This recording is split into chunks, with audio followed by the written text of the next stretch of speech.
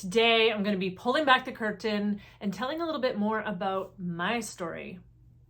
What led to me making the switch in careers from hairstyling to coaching? How has that transition been? What's been going on in my personal life? What was it that led me to choosing the niche of self-love after toxic relationships? I joined Lucinda Underwood on her Kickstart Connections podcast to share my story. If you are an audio snob and you want the better quality audio, you can head over to her podcast, which I will share a link to in the description below so you can hear it in the properly produced audio version. Otherwise, settle in for a story and I'll see you on the other side. Hello and welcome to the Kickstart Connections Podcast, where we hold big conversations about all things small business. I'm your host, Lucinda Underwood. Joining me in the studio today is producer Jamie and my guest and good friend, Mischaela Richter. Mischaela is a self-love coach for the ambitious people pleaser who is ready to end the cycle of toxic relationships. She uses a holistic approach and practical tools to help you improve your relationship with yourself and welcome healthy love into your life. I think we all want that, don't we? Mischaela, welcome. Thank you so much for joining us today. Thank you for having me. It's good to be here. I'm excited to get into it. Yes, me too, because you have a very interesting journey to entrepreneurship, because you haven't always been a coach.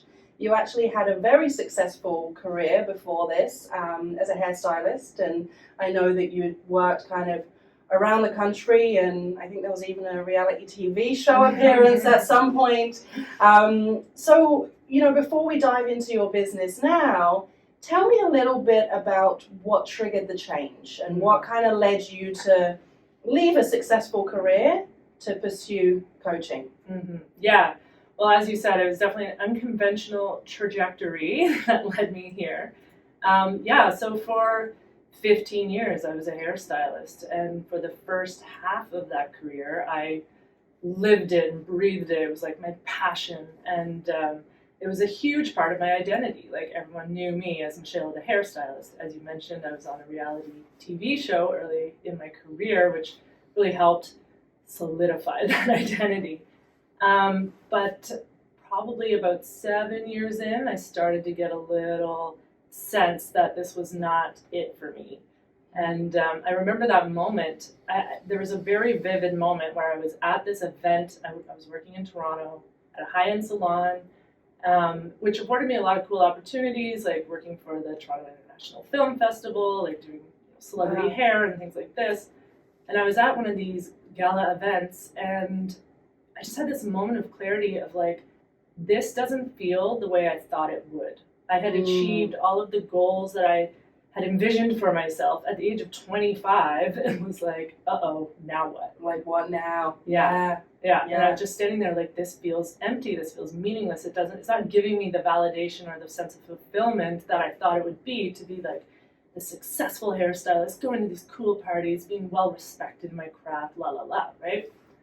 So it was sort of like, I'll just repeat that because I bumped the thing. So it was sort of like this awakening moment, but also very like, I don't know, like foreboding in a way. Like, I don't even know the word to use. There's just sort of this dread attached to it. Like, oh God, now what do I do with myself? Like, what's the new goal? So that started this journey of exploration. And this coincided in my life with sort of a personal awakening. So I was making a lot of lifestyle changes. Up until that point, was like very much a party girl, like show up, party, eat out, right? And this is when I met you. Yeah. That's how a lot of people knew me, right? Yeah. And it was just starting to feel unsustainable. Like, it was taking a toll on me. I was feeling very like just crappy in general, exhausted, drained, not taking care of myself, all of these things. So personally, I was starting to make these shifts in my lifestyle. I was starting to go to yoga. I was starting to take better care of my my body, like nutrition, trying to get some sleep sometimes, try not to burn the candle at both ends, right?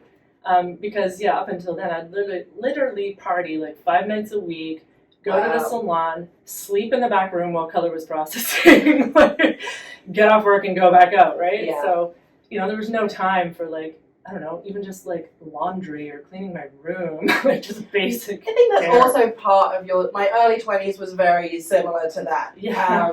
But we definitely get to the point in the age where we just can't do that anymore. Yeah. And different things matter to us, right? Yeah, and that's the shift I was in, right? So I started to make these changes for myself, and I was thinking, okay, well, what about these personal lifestyle changes that I'm making? Can I make a career out of them in some way, right? So thus start the exploration, and that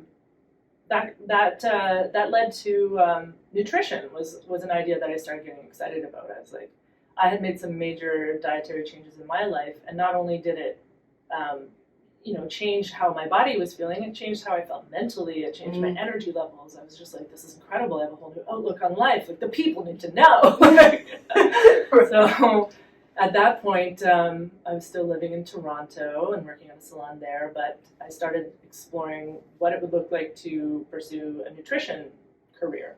Right. And so that was the point where I decided to take the leap, move home, go to school for nutrition, and start a new direction for myself, which was a huge decision at that point, right? Because I was very much at like the peak of my career there, booked solid, like a month plus in advance. A lot to walk away from. Right. That you thought was your dream.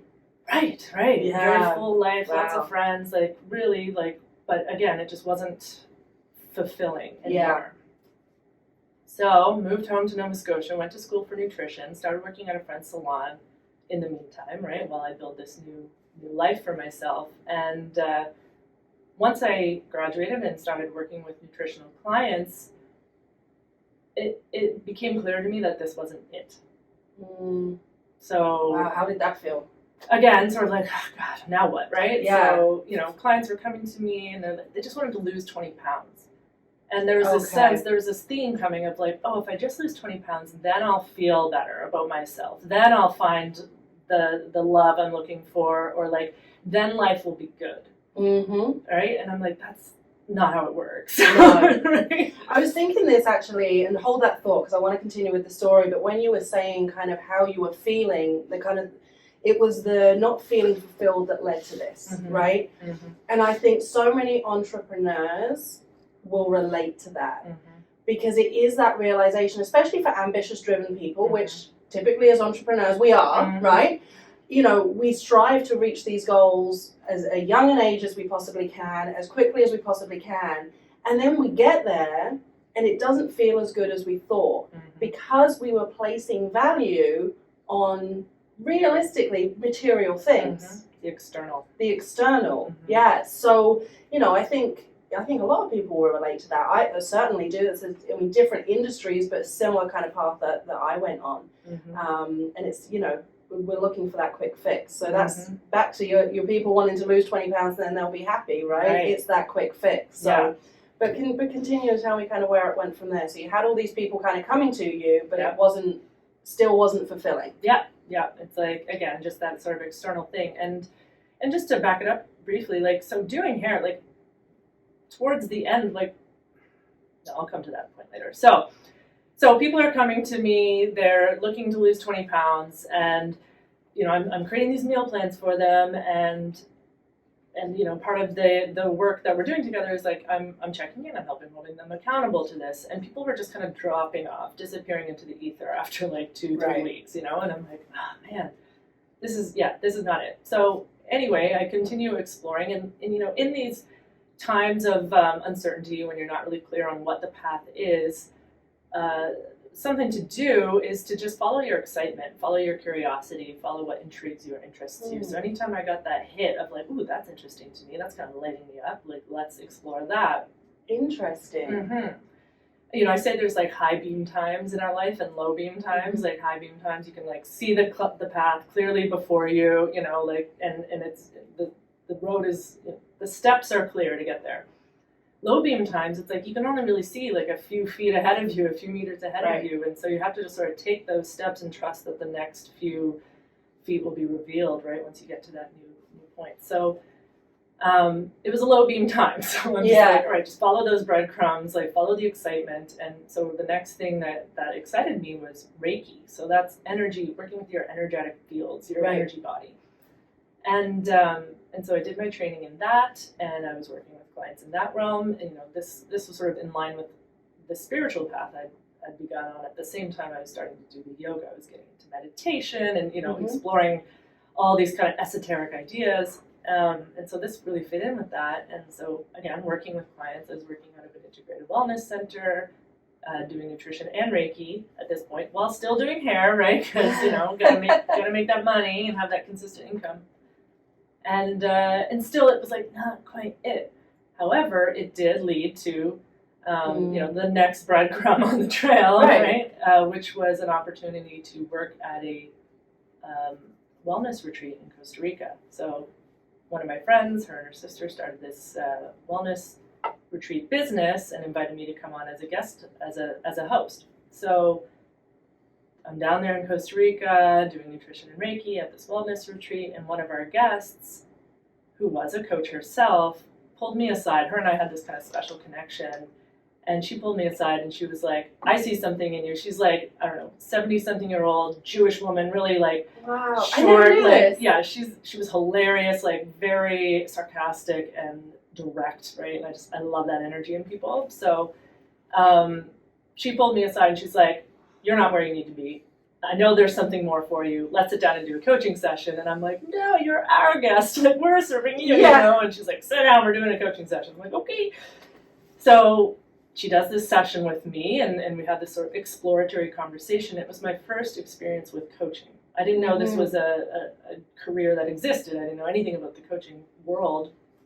And it was like, the clouds parted, the angels were singing. I was like, this is it. Like, this is the thing I've been looking for all this time, right? 7 years at this point. Yeah. So, or maybe it was 6 years at that point. But so she put me in touch with some coaches she knew. She's like, talk to some people, see what you think. And it just like the dominoes all fell into place at that point, right? And it was just like, boom, this is the training I want to do. Like, boom, I'm signed up. It's happening. So it was like within 6 months, I was like in a training room learning how to be a coach. So that was a very intense process, because not only am I learning coaching, I'm also like receiving coaching like through that. So it's like really, it was a very much experiential learning process. So lots of like awareness and of my blocks and my limiting beliefs and like. But that can be draining too. I mean, to be doing the education to provide that service at the same time as going through that yourself. Yeah. And I mean, we've had some coaching sessions. I've done some coaching with you in the past, and it is like it's realizing these things about yourself can be very draining. Yeah. So it's a very busy time for you. Yeah, it was heavy. Were you always so as soon as you had that realization? So I actually didn't know that you'd met this coach in Costa Rica. I remember when you went to Costa Rica, but I didn't know you met this coach and this had happened. And I think it really shows the importance of seizing opportunities. When something presents itself to you and it kind of feels good, don't question, just do. Yeah, right. That's it. And you said you kind of knew then. Have you ever had second thoughts? Did you ever second guess that? Or you were just like, no, this is my path, this is what I love doing? What, about coaching? Yeah. Yeah, no. It was very, very clear to me. Like, suddenly the high beams came on. Wow. Yeah. So, yeah. Like I knew pretty quickly nutrition wasn't quite it, Reiki wasn't quite it. There's elements of it that were it, but it wasn't fully it. But with coaching, it was like click, like everything just became crystal clear. But to be honest, having that other education in the background, I'm sure that helps 100%. With your coaching too, right? Yeah. So even though, okay, that wasn't it, it's not necessarily a wrong turn. No, exactly. And the thing about the coaching was like it clarified the path behind me, right? It's like, okay, all of these things, hair, nutrition, Reiki, like coaching was the thread that bound it all together. And that's what I was looking for. It made it all make sense, right? So it's like, trust the process. Yeah. I've heard that a lot. I've heard that a lot, yeah. Yeah, it was true. And I'm thinking as well, I mean, honestly, being a hairstylist for that long, I mean... There's some transferable skills. 100%. I mean, I worked in a hair salon when I was like 15. It was my first job, like washing hair and stuff like that on Saturdays. And I mean, people would just like pour their heart out to me. Yep. And you kind of, you learn those skills of Well, there's an intimacy there. You're literally touching them. You're touching their Yeah. hair, their head, right? And so there's some walls come down pretty quickly, Well, especially if you have the personality for that. Yeah, and I mean, again, a career that long, you would have had clients that stayed with you for years. Yep. So you're going to get to know them. But yeah, it's an interesting jump. Mm-hmm. And I know that when you first started, so when you did your education and everything and the coaching and you kind of started, you were still doing a bit of juggling between the two, weren't you? Yeah. How long is it now since you completely made the switch?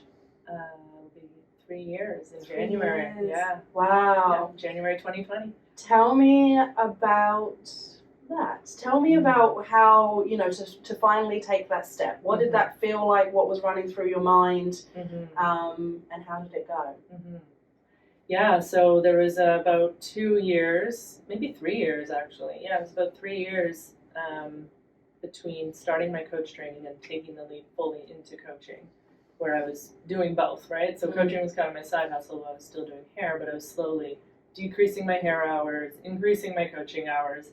And at a certain point, I was just feeling very disconnected from hair. Like I was not feeling the passion for it. I was starting to almost feel resentful that I had to do it. It was like the golden handcuffs, It's like, I'm just doing this for the money, and that wasn't the energy I wanted to be bringing to my work. Like I just can't. Like I'm too contrary. Like if I'm not fully invested in something, I'm not going to do my best. And I just didn't. I felt like it was going to start to become a disservice to my clients.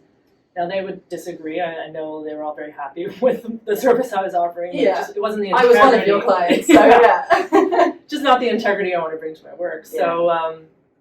So I knew like we were coming to a point. Like I'm very good at seeing those signs early. So I was like, okay, I see where this is heading, and I don't want to go down that road. So it's time to take that leap. And I explored different options. So maybe I'll have a salon in my home, or like still take a fee. And it's like at a certain point, I just knew I had to jump in with both feet. Right. I couldn't keep like one toe over here.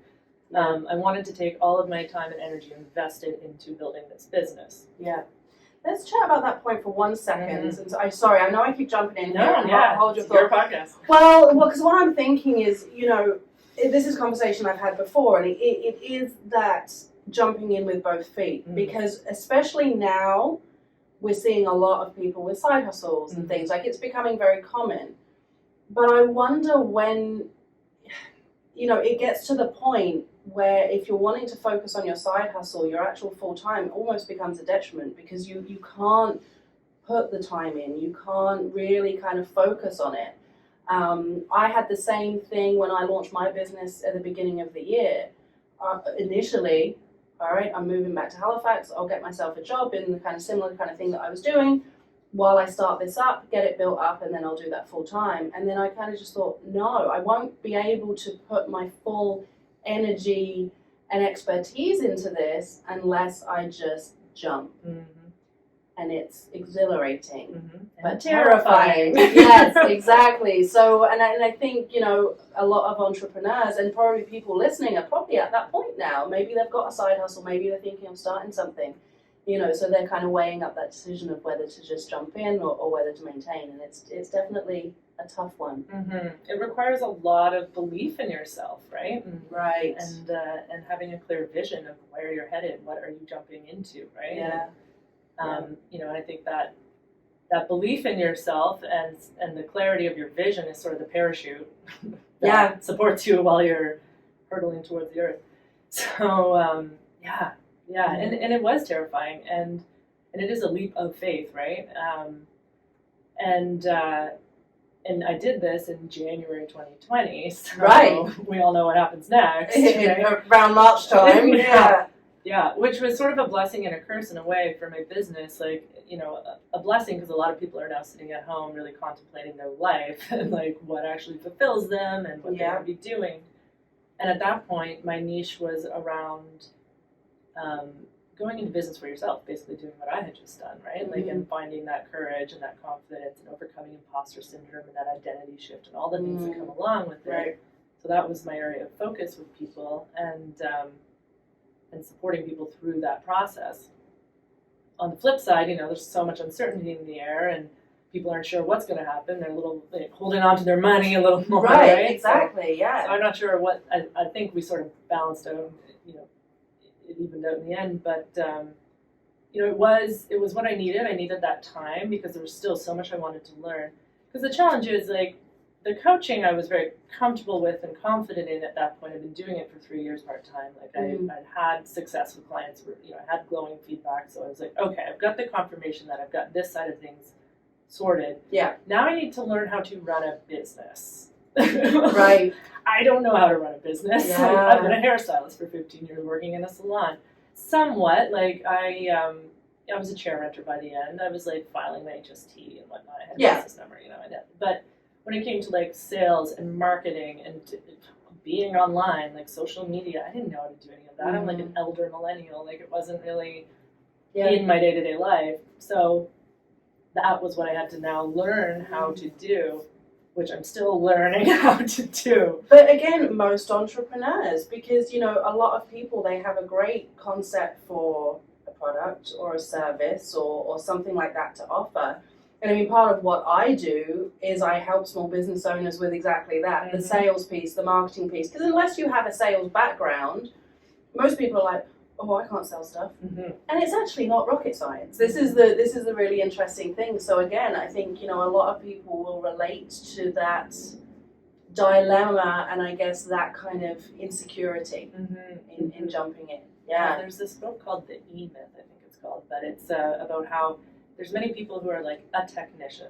I was a hairstylist or a coach. They're good at the craft of what you do. And then they start their business and they realize, oh, I'm not a business owner. I don't actually know how to run a business or manage people. There's these other hats you have to wear. And so there's this sort of reckoning that happens when you're like, oh, I'm great at coaching, I'm great at doing hair, but now there's this whole other side of things I have to learn. So that's where I was. That's where I still am. I wouldn't say that's where you still are at all. Well, it's just as a lifelong learner, I always feel like there's more to learn, there's another level to hit, right? Yeah. So I think I've got some sort of foundation under me now at this point with social media and business. But again, it's now it's okay, I want to level up, I want to scale this. Now there's this whole other level of things to learn. But there's people out there to help you with that. And that's a big thing that's sort of come up for me is having to let go of this rigid independence and allow myself to be supported and lean on the people that know what I don't know and reach out for that. So I went through exactly the same thing, and I think I mentioned on the last episode, but that was probably the biggest lesson I learned when I first launched, because I've always been, I'll do everything myself, I don't need anyone, I've always been, me, I've always been very fiercely independent in that way, and I soon realized that no, you need a community, and really that's the goal of this podcast, is to kind of bring that community together, right?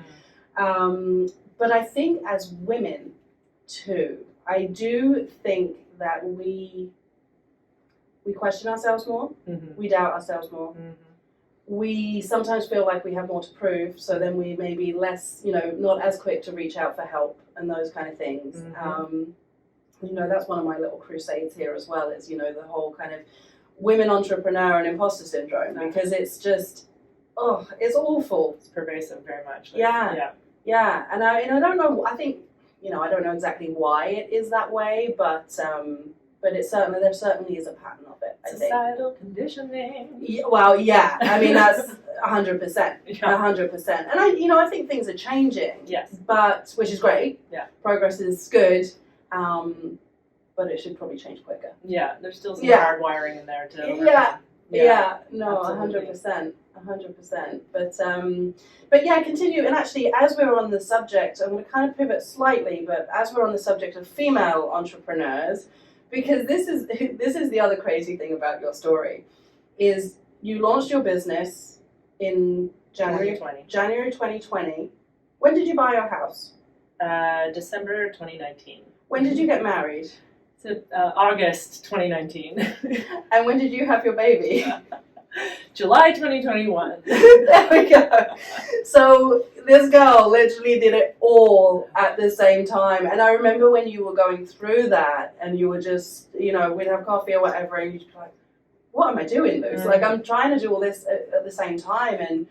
And again, I think probably women entrepreneurs maybe either slow themselves down sometimes in order to fit different things in. And it's hard, I'm sure it's hard to maintain that balance of, okay, where do you put your time and your focus when you're trying to grow and scale a business, but you've also got an infant at home? Tell me about that. Yeah, it's funny to hear you say that, because I think I often forget that that's been my journey. Yeah. And it was intense, not gonna lie, and like definitely like really pushing myself through a lot of fears, a lot of blocks, and I don't know that I could have done it without having done my coaching training and received the coaching that I'd had, Wow. which really laid that foundation. Yeah. To allow me to overcome the, sometimes paralyzing fears that were coming up. In all of those, like getting married, terrified of commitment. Oh my God, like forever, like that was a word I couldn't even say, like leading up to it. Quitting my job, quitting this career that had supported me for so long, and then starting the business and then having a baby, all just like terrifying prospects on the one hand. But on the other hand, there was enough resonance, there was enough of me that felt like this is the path, like this is for me, that kept me going. So yeah, it's very much a combination of like what I call the inner work and the outer work, right? Mm-hmm. So the inner work came from that exploration that came up through coaching, and the tools and awareness and perspective shifts that come with that, and then the outer work is applying that. Right. So which can be the tough step. Yeah. I mean, the awareness is step one, but actually, making those changes and doing the things that you have to do, it's especially when you've got so much else going on, right? Yeah. Like that's not easy at all. Yeah. And balance is the operative word. The business baby balance, as we like to call it. It's crazy. And a balance between that inner work and that outer work, right? The inner work supports the outer work, and vice versa. So, practically speaking, like there's a lot of mindset, like thought reframing that has to happen, right? Like, especially at the beginning. So we'll back it up here. So I during my pregnancy, that was like the hardest part, because you didn't have the easiest pregnancy. No, it's a rough road. Yeah. And so I found out I was pregnant. I was like, all right, I've got 9 months to like get things in order. I'm going to set up an online course. I'm going to have passive income coming in when this baby arrives. Like I've got a plan. It's going to be great. And then I was nauseous like 80% of the time and absolutely fatigued. I had hypothyroid. I had no energy. I was exhausted, and all those plans just kind of fell by the wayside, because all I could do was just sort of meet the bare minimum of requirements to keep the business going as it was. Right. Essentially, like I did have a group program running, so showing up for those calls, showing up for my one-on-one clients, but there was just nothing left in the tank to do create business. This whole other no business development was going on. No. I was literally dragging myself off the sofa, showing up for a session, and then laying back down while vomiting throughout the day. And knowing you and knowing your personality, as much as that was challenging physically, I can imagine mentally to not be able to do what you want to do. Yes. I can imagine that was awful. The tension of that was just terrible. My anxiety just was through the roof, because I was like, I want it to be this way, but it's this way. So there's this tension between what is and what isn't, and just all that resistance that I had was just building in me, and I was just having full scale like meltdowns, like fighting it, right? And this went on for months. Like, and I have the tools and practices. I meditate. I know how to manage my thoughts. I know how to manage anxiety. But it got to a point where I was like asking my doctor, like, I need meds. give me the hard stuff. I need something. Yeah. Like I can't take this. I didn't end up going that route, but it's no judgment. It's overwhelm, isn't it? Yeah, right. Yeah. It's overwhelm. Yeah. And no judgment if people do. But so the real lesson that came from that was surrender versus control. I was trying to control what was happening. And you were trying to control the uncontrollable. Yes. Right? Really? Yeah. Wow. That's a big step. Yeah. As a similar personality type to you, that would be tough to just kind of surrender to it. But also probably very freeing. Yes. I would think. Yes. But it took a lot of work. It took a lot of coaching. Like there was coaching sessions where I literally just sobbed for like 20 minutes because I was grieving, right? I was like grieving because also I knew that as due date arrived, I was planning to take about 3 months off. And so there was like this deep grief that I was having about this, like the loss of my business as it currently was. Right. Because I'd put so much work, I created a YouTube channel and learning all this stuff, and like things were getting traction, right? And things were paying off, and I had this momentum built, and then suddenly I had to just shut it all down, put it on pause, and have a baby. And you don't know if those people are going to come back. Yeah, there's so much uncertainty in there, right? Which again comes back to the control. Like we want to control for that uncertainty. We want to know. We want that high beam time, but it just wasn't possible. And so I was grieving. I was furious. It was like, how come I'm the one who has to put my business on hold? Like, why can't my husband put his business on hold? Because he also started a business during the pandemic. I knew he had a business, but I didn't know he started at that same time. Within months, we both quit our jobs and started businesses. Listen, if your marriage can survive this, your marriage can survive anything. It's pretty solid, I guess. Yeah. So, I was, grief, fury, and then... And then baby shows up and no sleep. Exhaustion. So all of that was in the ether, and like I said, I did a lot of coaching around it, and at a certain point was able to reach that point of surrender and just accept, right? Like let go of the resistance and accept what is, and trust that things will come together. It's like, you know what? I built this once. I can build it again. I'll still be me. It'll be there when I'm ready to come back to it with my full energy. Yeah. Which was actually a huge lesson, like that lesson, surrender versus control is a great lesson to take into parenting in hindsight. Yeah, very good point. Yeah. Yeah, well, in life, it's surrender versus control. It's the first time I've heard that kind of phrase, and I won't be forgetting it, because it's one of, like, trust the process. It's one of those reminders that you constantly just have to kind of keep in your mind. Yeah. Again, slight kind of switch here, but I want to talk about the specific kind of niche that you work with now, right? So, because again, I know that's been a little bit of a journey too. You started with more, coaching professionals who are looking to go into business or kind of realign their career, make shifts, things like that. And then over the years, you've kind of really niched down now, where you're focusing on, as I said in the introduction, people that are ready to kind of end that cycle of toxic relationships in their lives. So what kind of led you to that niche, and how's it going? So I joined this business mastermind program, a group coaching program, in 2021. This was the one where I was like, I'm going to get this passive income during my pregnancy, get it all up and running. I had to put it all on hold. But the starting point of that is like defining your niche, and all of the messaging that I'm hearing out there is, in my field, in coaching, especially online coaching, if you want to stand out from the crowd, if you want your people to find you, you really want to be specific about who you're offering, what is the transformation you're offering. Because it's a big playing field now, isn't it? Huge, yeah.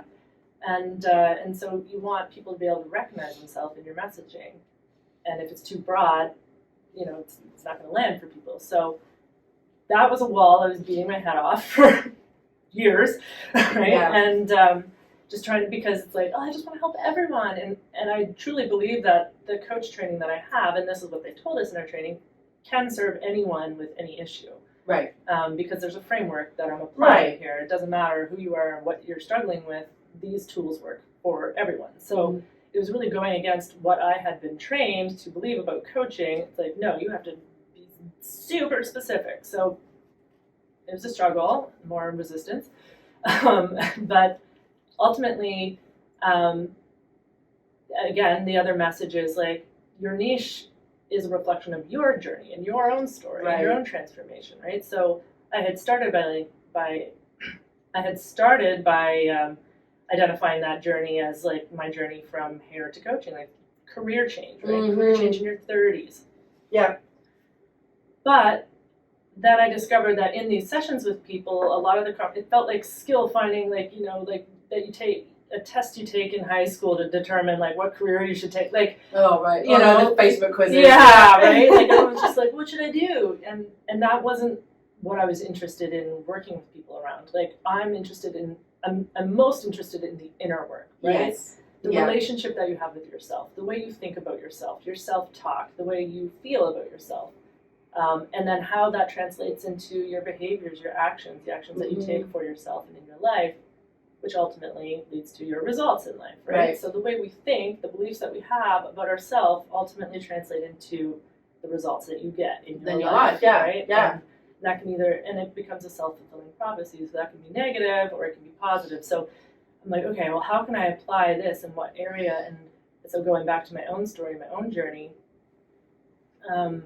it kind of led me to this topic of toxic relationships. So lots, I could go all the way back to birth, but about why that's the case. But there was patterns there that I was recognizing all through my 20s and 30s. Patterns of toxic relationships, people pleasing. I'm someone who has always been very ambitious, always very focused and like goal oriented, and achieving my goals in all areas of my life except for relationships. Like that was sort of this blind spot. I'm just raising my hand here. Can relate. Right? So it's like, I have my shit together in all these other areas of life, but this, and like this is just this game. And then you just ignore it. You just ignore you just do all the other stuff. Yeah. I've done that for years. 100%, right? And it's like, I'll just distract myself from that giant glaring problem and all these different self-destructive ways. But so that started to become more clear to me, and my transformation story is that I was, after a very, very toxic, ridiculous relationship, that I believe had to happen in order for me to have this clarity and this awakening. Because you finally had enough. Right? I was just like, wow, like this is ridiculous. I deserve more than this. I deserve better. That was like the huge shift that happened for me that allowed me to recognize like something's got to give here. I got to make some changes. And was able to then meet my now husband and get clarity about like, what do I want? Instead of molding myself to be what I thought other people wanted to be, these people I was dating, what do I want? What fits into my life? Like, what's a natural fit, right? And to do that, you have to go through the process of learning yourself, knowing yourself. And that can be, it's not easy work to do. I'm in a similar situation where the last few years I've been kind of really sort of looking at this, and sometimes it can be easier to ignore, right? 100%. Because there's a lot of uncomfortable stuff that can come up. Things that we don't want to see about ourselves, what we call it, what I call our shadow self, right? So those are these parts of ourselves that we push into the shadows, and we're like, nope, not gonna look at that, la la la la la, right? So it's no coincidence that this all happened in and around the time that I was doing my coach training and doing all this sort of inner reflection and inner work. Along comes Colin, because I was getting more clear on who I am and what I want, and what you would, who you would accept into your vicinity, right? I started learning about boundaries. What a concept! Who knew? Oh, you can have boundaries. You can say no, like because I'm such a people pleaser by nature, right? And again, many reasons why. Going all the way back to literal birth, but.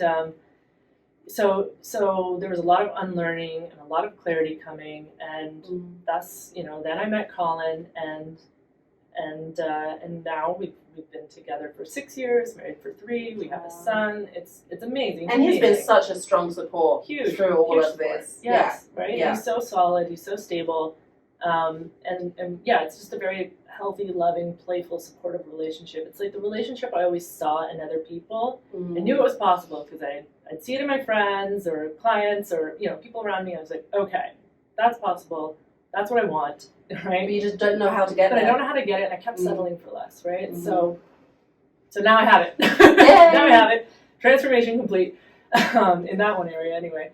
And so I saw, okay, this is an area that I could really serve people, and it really, because the whole career thing, that's an experience I had, but again, it was like a lot of people coming out of corporate, wanting to go into their own business, or I don't know, it was just like a world that didn't feel as familiar to me as relationships. I've spent 15 years doing people's hair, talking about relationships. That's the number one topic that comes up when you're sitting in someone's chair for 3 hours, of course. We're going to talk about relationships. So there's so much background, there's so much like market research I already had in my head around this topic, right? So suddenly it just felt very aligned, and I was like, okay.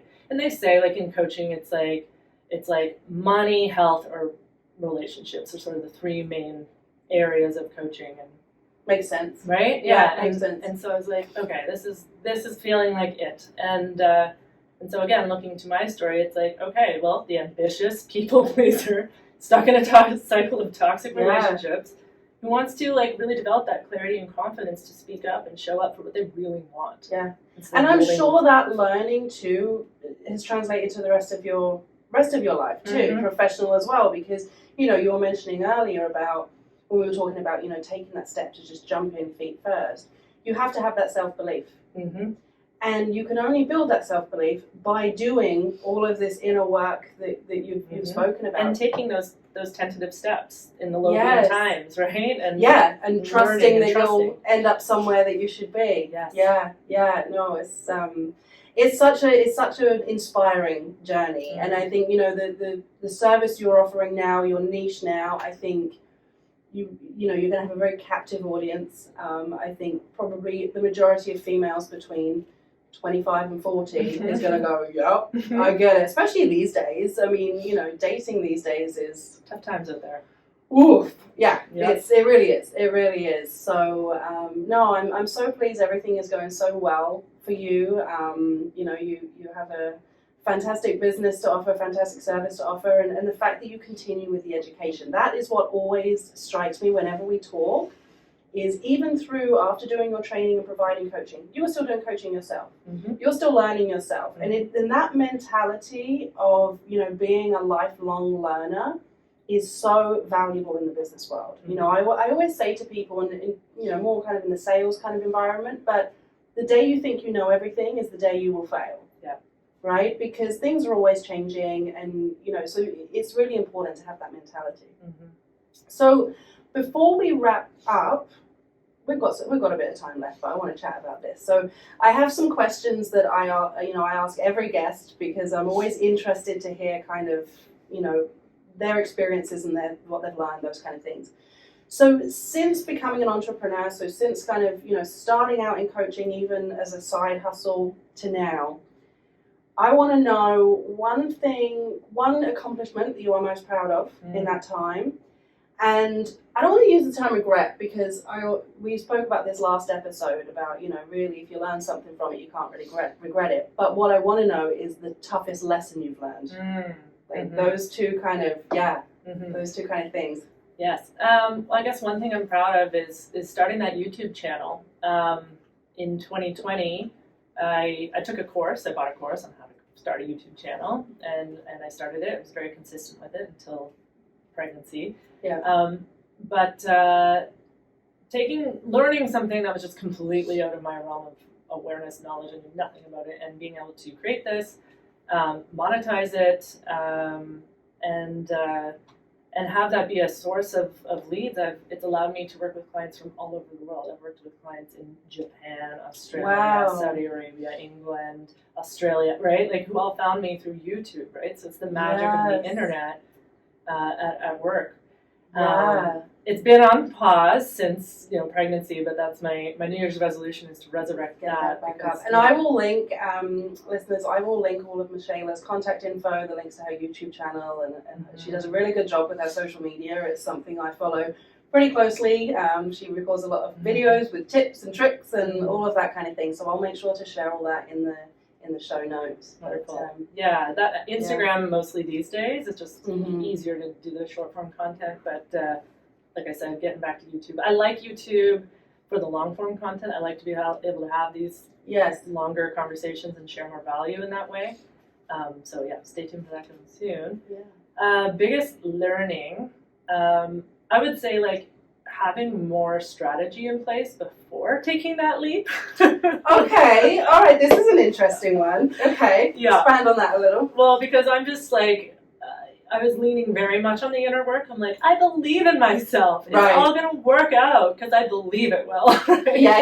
Which is an important part of the equation. But you kind of need to have a plan. Yeah, a little bit of plan, right? Yeah. So, having more strategy and more of a plan in place would have served me better. I've learned that since, and it didn't take long to learn that, and I've looked to support, and coaches out there and business coaches and whatnot to provide me with that plan and that strategy. But we've worked on some stuff together. Exactly. Worked together. So, that would be my recommendation, is get a little more of a plan in place. It's important to have a balance of both. You've got to believe in yourself and you have to have a plan. Yeah, and actually, and again, I think we mentioned on the last episode, everyone knows you start a business, you write a business plan, right? Mm-hmm. Most people will look at a business plan. Well, a lot of people don't. I didn't. I was just like, it's going to work out. Well, but the thing is, a lot of people will create a business plan just because for funding, for financial kind of, if they get a business loan or something like that, they have to provide that. Mm-hmm. They do it, they get their money, and they never look at it again. Mm-hmm. So it's a waste of time in that kind of situation. And I think, again, balance is really the operative word here, because yes, you need to have a strategy and you need to have a plan, but you also need to be willing to change that plan. Yeah. It's fluid, it's going to change. Flexible. And you think about how you've changed direction in your business. I've already kind of done that a little bit as well, from what I initially thought my business would look like to actually the path I'm following now. That's where the inner belief comes. Yes. Right? Trusting that instinct. Trusting that instinct over kind of, I had this planned out, A to Z.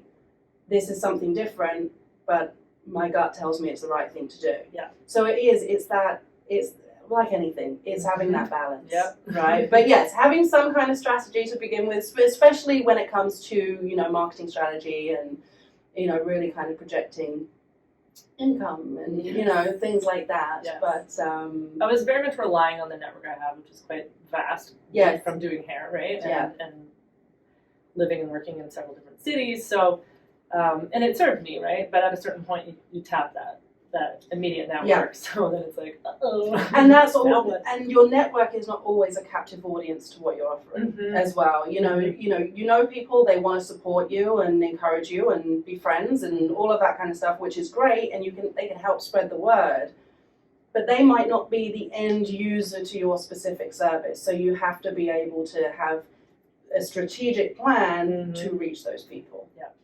So. Yeah, but interesting. I love your journey. That's why I wanted to bring you on here, because I just think that you're a case in point that shows, with the right kind of determination, but also that self-belief, you really can achieve whatever you want to achieve. It all starts up in here. Exactly. Yeah, exactly. And in your heart. And it takes us time to kind of grow and mature to be able to make that shift. Mm-hmm. Again, I was similar to you growing up. I was always very kind of, achievement orientated. I was always kind of an overachiever and all of this kind of thing. But really all that did for me was burn me out eventually, So it's been that kind of mindset shift now of being, okay, yes, I need to make a living, but I also want to do something that lights me up on the inside, right? And you do a better job that way too. Yes, I do. Well, Mischaela, thank you so much for joining us today. I thoroughly enjoyed our conversation. I always do. I learned some more about you today that I didn't know about your journey, and it really is an inspiring one. And I'm sure the listeners will agree. Thank you. Well, thanks for having me on. It's been a blast. Yeah, of course, no problem. As always, thank you for listening. If you like this episode, please don't forget to subscribe, share, and follow us on Instagram and Facebook at Kickstart Connections Podcast. And for guest spot applications, send me a DM or email podcast@kickstartconsulting.ca. Thank you for listening. Have a great day. Good job, guys. Thank you. That went well. Yeah. So now you know a little more about me and what led me to the work that I do today. And if you are struggling with self-worth in your relationships, people-pleasing in your relationships, you're giving too much, your relationships are ending in disappointment, then you might be ready to up-level your self-love and your self-worth through working with me in my self-love program. So if this is speaking to you, you can book a complimentary call with me to reignite your light and reconnect with all that you have the potential to be. So you can click on the link in the description below to book that call. And stay tuned for an even deeper dive, which I will do in another video coming soon, where I go into my past and share what happened back there that made me the people pleaser with abandonment issues that I am today, and what I've done to move through that. And if you like this video, give it a like, subscribe to my channel for more videos on these topics. And I'm wishing you all the best. I'm sending love. Mwah.